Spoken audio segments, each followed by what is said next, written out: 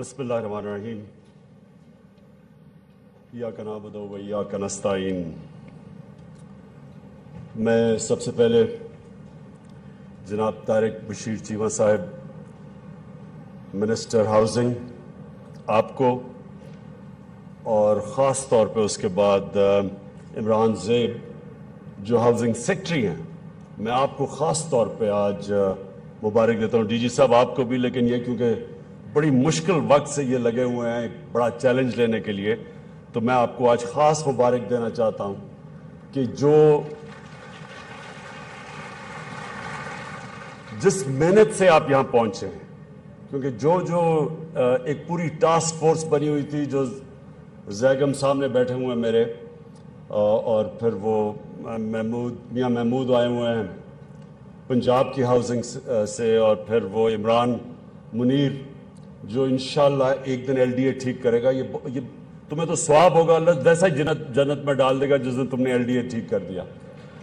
तो मैं आप सबको असद उमर, डीजी साहब, मैं सबको आज मुबारक देता हूं, क्योंकि ये एक शुरुआत है। ये पूरा 8 महीने की हार्ड वर्क के बाद, जद्दोजहद के बाद आज यहाँ पहुंचे, और अब आप इंशाल्लाह देखेंगे कि मुसलसल हम इसके हाउसिंग के डिफरेंट जगह के ऊपर हम लॉन्च करते जाएंगे, डिफरेंट हाउसिंग स्कीम्स जो कि सारे पाकिस्तान में अब चलेंगी। मैं इससे पहले मैं आपको अपनी फिलॉसफी बताना चाहता हूं, जो मैं कई दफ़ा पहले बता चुका हूं, लेकिन ज़रूरी है कि इसको बार बार हम दोहराएं कि क्या वजह है मेरी तरह का आदमी पॉलिटिक्स में आया। और अगर आज मैं वज़ीर आज़म हूँ और मैं कई दफ़ा सुनता हूँ कि जी इनको पता ही नहीं है क्या करना चाहते हैं, इनको नहीं पता जी, ये कन्फ्यूज्ड है। तकरीबन 23 साल पहले जब मैंने पॉलिटिक्स शुरू की थी, मेरे में कभी कोई कन्फ्यूजन नहीं थी कि मैं क्यों पॉलिटिक्स में आया। जब मैं गवर्नमेंट में आया, मेरे में कभी पहले दिन से कन्फ्यूजन नहीं थी। मेरा जो विजन है, जो ख्वाब है पाकिस्तान का, वो बड़ा सीधा है। वो था जो पाकिस्तान के फाउंडिंग फादर्स का ख्वाब है। वो ये था कि पाकिस्तान को एक फलाही रियासत बनाना था, इस्लामी फलाही रियासत। ये हमारी विजन स्टेटमेंट थी, इसके लिए पाकिस्तान बना था। ये बहुत बड़ा एक हमारे फाउंडिंग फादर्स, जिसमें कायद आज़म मोहम्मद अली जिन्ना तो जो हमारे सबसे बड़े लीडर थे, लेकिन इल्लामा इकबाल की अगर आप सारी फिलॉसफी पढ़े तो वो सारी ये थी कि वो एक मिसाल बताना चाहते थे दुनिया को। मुसलमान दुनिया गुलाम थी तब, तकरीबन सारी मुसलमान दुनिया के ऊपर बरतानिया ने, यूरोपियन ममालिक ने उनके ऊपर हुकूमत करते थे, गुलामी कर रहा था मुसलमान। उस गुलामी के दौर में इल्लामा इकबाल ने कहा था कि हम एक ऐसा मुल्क बनाना चाहते हैं जो दुनिया देखे कि मिसाल है कि असल में वो क्या प्रिंसिपल्स थे जिसमें मुसलमान एक दुनिया की अजीम कौम बने थे, जो दुनिया की एक ग्रेटेस्ट सिविलाइजेशन बने थे। वो कौन से प्रिंसिपल्स थे, और उस पे पाकिस्तान ने बना था। और वो प्रिंसिपल, ये याद रखना, वो प्रिंसिपल का बेसिस एक फलाही रियासत थी। और फलाही रियासत के अंदर और दूसरी रियासत में फ़र्क ही एक है कि रियासत सारी जिम्मेदारी लेती है अपने कमज़ोर तबके की। एक रियासत की जो पॉलिसीज़ बनती हैं, सारी पॉलिसीज़ ही बनती हैं अपने निचले तबके को ऊपर उठाना, गुर्बत कम करना। ये है हमारी विजन। ये मैं पहले दिन से, जब से अल्लाह ने ये मौका दिया है, मैं बड़ा क्लियर हूँ हम क्या करना चाहते हैं। और ये अपने जहन में डाल लें कि ये अगर आसान काम होता तो बाकी भी कर चुके होते 70 साल में। ये आसान नहीं है।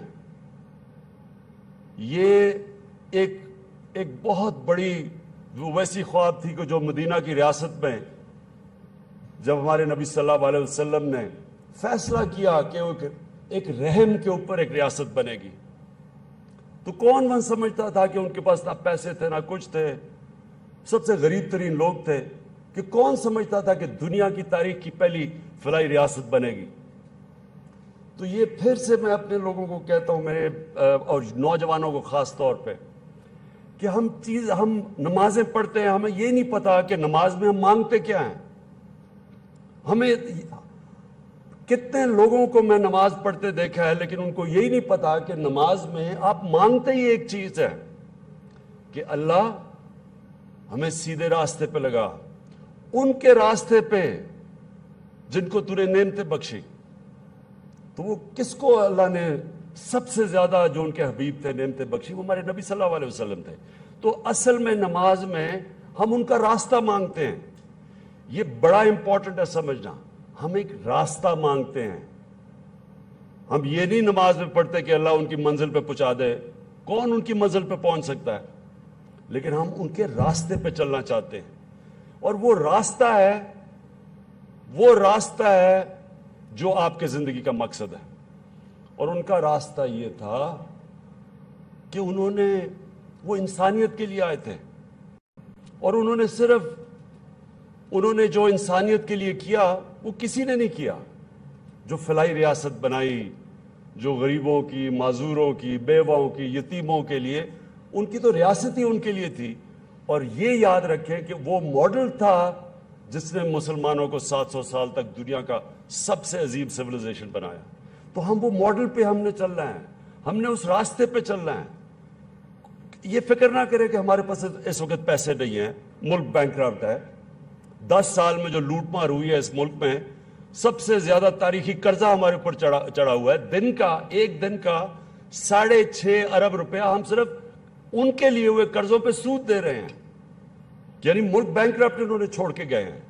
لیکن میں آج آپ کے سامنے کہہ رہا ہوں، ہم اس راستے پہ لگیں گے، اللہ کی برکت آتی ہے. میں جب کینسر ہاسپٹل شروع کیا تو ساروں نے میرا مذاق اڑایا، اس لیے کہ کینسر جو ہاسپٹل ہے وہ سب سے مہنگا بنتا ہے، اور بننے کے بعد چلتا سب سے مہنگا. اس کو جو چلانے کے لیے ایکسپینسز ہیں وہ سب سے مہنگے. تو ساروں نے مذاق اڑایا، ڈاکٹرز نے میرا مذاق اڑایا کہ اسے پتہ ہی نہیں ہے کیا کرنے جا رہا ہے. میں جو بھی کر رہا تھا، میں اس راستے پہ چل رہا تھا. کامیابی تو اللہ نے دینی ہوتی ہے. یہ بڑی لوگوں کو غلط فہمی ہے کہ میں کوئی کامیابی لیتا ہوں. بلکہ لوگوں کو غلط فہمی نہیں، یہ تکبر ہے انسان میں کہ وہ سمجھتا ہے کہ میں کامیاب ہوتا ہوں. میں کامیاب نہیں ہوتا، میں صرف اس راستے پہ چلتا ہوں، میں کوشش کرتا ہوں. کامیابی تو اللہ دیتا ہے. جو بھی انسان یہ سمجھتا ہے نا کہ کامیابی میں نے کچھ کیا، جب بھی میں کہتا ہے، یہی تو وہ چیز ہے تکبر، جس کو اللہ نے شیطان کو جب نکالا تھا جنت سے تو اسی تکبر پہ تو نکالا تھا. تو ہماری کوشش ہے ہم اس راستے پہ چلیں. یہ وہ راستہ ہے جس پہ اللہ نے ہمیں زندگی دنیا میں بھیجا تھا. تو وہ ہمارے سے احساس چاہتا ہے کہ کبھی سوچا ہم نے کہ انگلش میڈیم پیسے والوں کے لیے، اردو میڈیم، پھر دینی مدرسے، 3 سسٹم چل رہے ہیں پاکستان میں. صرف چھوٹے سے طبقے کے لیے سول سروس ایگزام بھی ان کے لیے، بڑے عہدے بھی ان کے لیے. عام آدمی کسی نے سوچا کہ ان کو ہم نہ موقع دیتے ہیں اوپر آنے کا. ایجوکیشن سسٹم ہماری قوم میں لوگوں کو نیچے رکھتا ہے. بیسٹ ٹیلنٹ ہمارا اوپر نہیں آ سکتا. ہمارے ہاسپٹل چلے جائیں، یہ پہلی دفعہ ہم کوشش کر رہے ہیں کہ کے پی میں سرکاری ہسپتالوں کو وہ مینجمنٹ سسٹم لے کے آئے جس میں بڑی رکاوٹیں آئیں ہر جگہ. اچھا، چینج جو ہوتا ہے نا، چینج کے سامنے سب سے بڑی رکاوٹ ہوتی ہے وہ چھوٹا سا طاقتور مفاد پرست ٹولہ جو ایک سسٹم سے فائدہ اٹھا رہا ہوتا ہے. وہ چینج نہیں آنے دیتا کیونکہ وہ فائدہ اٹھا رہا ہے اس سے. وہ ہر قسم کی رکاوٹیں پیش کرتا ہے. تو ریفارمز جب آپ اصلاحات کرتے ہیں، ریفارمز کرتے ہیں، تو راستے میں ایک چیز آ جاتی ہے رکاوٹ، وہ لوگ جو ایک پرانے سسٹم سے فائدہ اٹھا رہے ہیں. تو آج کیا، پہلے دن سے جب سے ہماری گورنمنٹ بنی ہے، وہ کون لوگ ہیں جنہوں نے پہلے دن سے شور مچا دیا کہ جی گورنمنٹ فیل ہو گئی؟ ابھی تو گورنمنٹ پہلا دن پارلیمنٹ میں تھا، انہوں نے کہا جی فیل ہو گئی. یہ وہ لوگ ہیں جو ایک پرانے نظام سے فائدہ اٹھا کے اربوں پتی بن چکے ہیں. ان کے بچے اربوں پتی بن چکے ہیں. پیسہ ان کا باہر چلا گیا ہے. جب پیسہ باہر جاتا ہے ڈالرز لے کے، تو روپے کو یہ نقصان پہنچاتے ہیں، روپیہ کمزور ہو جاتا ہے، اور جب یہاں روپیہ گرتا ہے تو یہاں مہنگائی آتی ہے، کیونکہ چیزیں جو امپورٹ ہوتی ہے سب کچھ مہنگی ہو جاتی ہیں۔ لیکن ان کا پیسہ جن کا باہر پڑا ہوتا ہے، ان کے پیسے دولت میں اور اضافہ ہو جاتا ہے، ان کا انٹرسٹ اور پاکستان کا انٹرسٹ ساتھ ساتھ نہیں ہے۔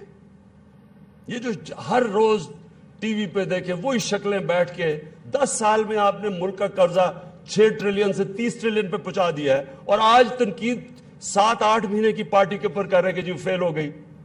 فیل تو اس سے بڑا فیلئر کیا ہوگا جب پہلی 2008 میں وہ پیپلز پارٹی آتی ہے، 6,000 ٹریلین سے 6 ٹریلین 6,000 ارب سے 15,000 ارب پہ قرضہ لے جاتے ہیں، اور وہ دوسری پارٹی آتی ہے وہ 15,000 سے 30,000 پہ لے جاتی ہے قرضہ۔ تو اس سے بڑا فیلئر کیا ہے؟ کس منہ سے وہ ہمیں ابھی سے شور مچائے ہوئے پہلے دن سے؟ یہ ہے سٹیٹس کو۔ جنگ ہوتی ہے جب آپ چینج کسی بھی معاشرے میں لے کے آتے ہیں، سٹیٹس کو جب کوئی شکست دے کے آپ لے کے آتے ہیں، اور وہ بیٹھا ہوا سٹیٹس کو ہر جگہ رکاوٹ بنا ہوا ہے چینج کے راستے میں، ہر فیلڈ میں بیٹھا ہوا ہے۔ ایف بی آر میں دیکھیں وہاں لوگ بیٹھے فائدہ اٹھا رہے ہیں، ایک کرپٹ سسٹم کے فائدہ اٹھا رہے ہیں۔ اور یہ جو جنگ ہے یہ آپ سب مطمئن ہو جائیں کہ یہ نہیں، کوئی نہیں جیت سکتا ہمارے سے یہ، بلکہ جنگ جیت چھوڑیں، یہ انشاءاللہ یہ جنگ جیت تو خیر ہم گئے ہیں، لیکن آپ یہ دیکھیں گے کہ یہ جو لوگ ہیں یہ پرانے وقت پیچھے رہ گئے ہیں، زمانہ ان کو پیچھے چھوڑ گیا، اور جو ہماری کوششیں، ساری کوشش یہ ہے کہ ہم نے اپنے نچلے طبقے کو اوپر اٹھانا ہے۔ یہ جو ہاؤسنگ ہے، یہ ہاؤسنگ کا میرا پہلا تعلیم تھا، صحت تھا، انصاف تھا، روزگار وہ زیادہ میرا تھا، لیکن ہاؤسنگ کا ایک اس طرح بھی مجھے احساس ہوا کہ ایک گورنمنٹ، ایک سرکاری محکمے میں ایک کوئی اس کا نام میں بھول گیا، کوئی اقبال تھا جو کام کرتا تھا 2 سال پہلے، اس نے اپنے بیٹے کو امپلوائے کرنے کی کوشش کی کہ کیا اس کا بیٹا بھی اسی محکمے میں آ سکتا ہے، تو انہوں نے کہا کہ نہیں، وہ رولز نہیں الاؤ کرتے۔ وہ اس لیے چاہتا تھا کہ اس کا بیٹا بھی امپلوائے ہو جائے کیونکہ اس کو سرکاری گھر ملا ہوا تھا، تو اس کو ڈر تھا کہ وہ اب اگر وہ فارغ ہوتا ہے، ریٹائر ہوتا ہے، تو اس کا بیٹا وہ ان کو گھر چلا جائے گا اور نوکری بھی اس کے پاس روزگار نہیں رہے گا۔ تو اس نے پوچھا کہ کیا طریقہ ہے کہ میرا بیٹا اس محکمے میں آ سکتا ہے؟ اس نے کہتا اگر آپ کام کرتے کرتے مر گئے تو پھر آپ کے بیٹے کو وہ محکمہ روزگار دے دے گا، امپلوائے کر لے گا۔ اس نے چھت سے چھلانگ خودکشی کر لی تاکہ اس کا بیٹا اور اس کا گھر بچ جائے۔ تب میں نے سوچا کہ یہ کتنا لوگوں کے لیے، تنخواہ دار لوگوں کے لیے مشکل چیز ہے کہ ان کے پاس تو کبھی کیش آئے گا ہی نہیں گھر بنانے کے لیے، تو کتنے وہ مشکلوں سے گزرتے ہیں، سوچتے ہوں گے کہ سر پہ چھت نہیں ہے۔ اور تب ہم نے اس چیز کے اوپر سوچنا شروع کیا، اور پھر یہ بڑا چیلنج لیا کہ پاکستان میں 1 کروڑ گھروں کی کمی ہے، اور اس میں خاص طور پہ جو سیلریڈ لوگ ہیں، تنخواہ دار لوگ ہیں، ان کے پاس پیسہ نہیں ہے۔ لہٰذا یہ ہمارا بڑا ایمبیشس ٹارگٹ ہے 50 لاکھ گھروں کا۔ میں یہ سمجھتا ہوں کہ یہ جو لانچ ہوئی ہے، آپ انشاءاللہ دیکھیں گے کہ جو ڈیڈیکیشن ہے ہماری جو ڈی جی کی، اور خاص طور پہ سیکرٹری عمران زیب کی، اور اس کے بعد جو ہماری ٹاسک فورس بیٹھی ہوئی ہے، باہر سے انویسٹرز، جس طرح عمران زیب نے کہا، انویسٹرز کی لائنیں لگی ہوئی ہیں۔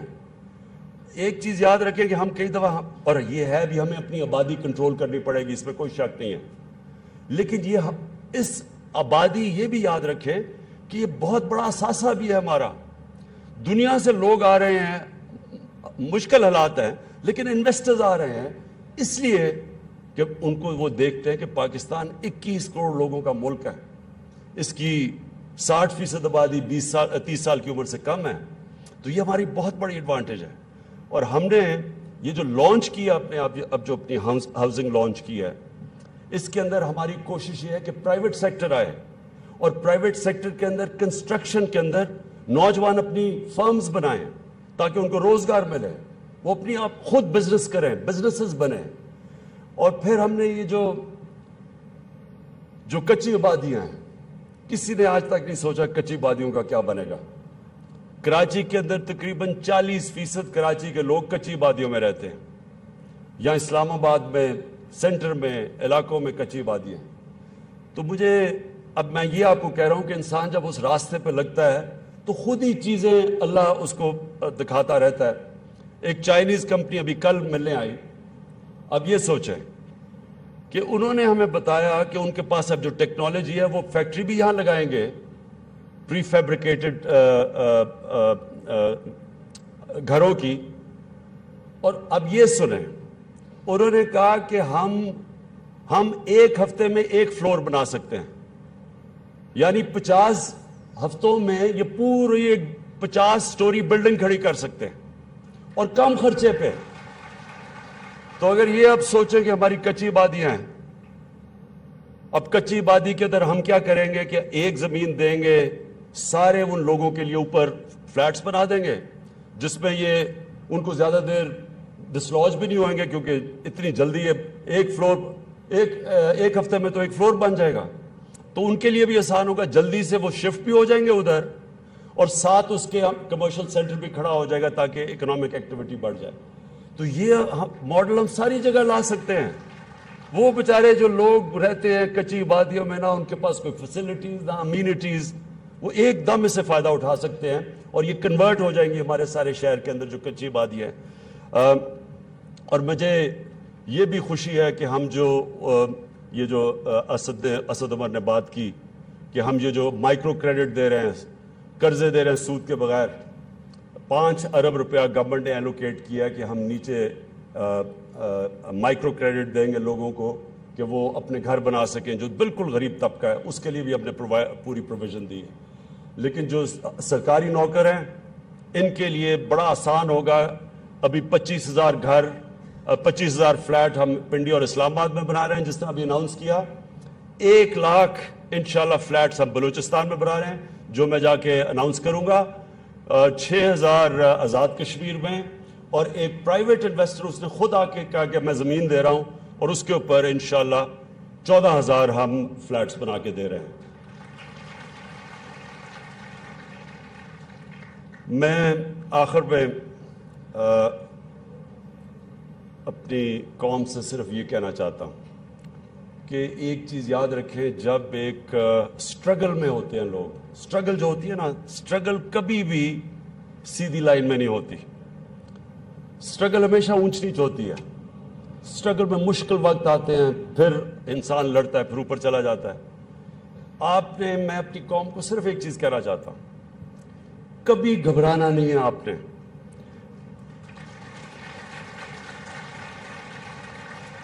کبھی مشکل وقت سے ڈرنا نہیں ہے۔ یہ مشکل وقت ایک قوم کی زندگی میں آتے ہیں، اس قوم کو تکڑا کرنے کے لیے، مضبوط کرنے کے لیے، اوپر اٹھانے کے لیے۔ اس سے کبھی گھبرانا نہیں ہے، کیونکہ میری ساری زندگی اونچ نیچ پہ گزری ہے۔ میرے لیے تو یہ جو زندگی کا حصہ ہے، یہ سب سے بہترین ٹائم ہے، کیونکہ پہلی دفعہ میں اب دیکھ رہا ہوں کہ اللہ نے مجھے موقع دیا ہے کہ اس ملک کا جو پسا ہوا طبقہ تھا، جس کی آج تک کبھی کسی نے بات نہیں کی، بلکہ صرف اگر بات کی تو الیکشن ٹائم پہ ان کا نام لیتے تھے، اس کے بعد وہ انہی کو کچل دیتے تھے۔ انشاءاللہ ہمیں موقع ملا ہے کہ ہم جب عظیم قوم بنیں گے، ہم وہی جو سرکار مدینہ نے جو اصول بنائے تھے اپنے نچلے طبقے کو اوپر اٹھا کے، انہی اصولوں کے اوپر انشاءاللہ پاکستان کو ہم ایک عظیم قوم بنائیں گے۔ بہت بہت شکریہ۔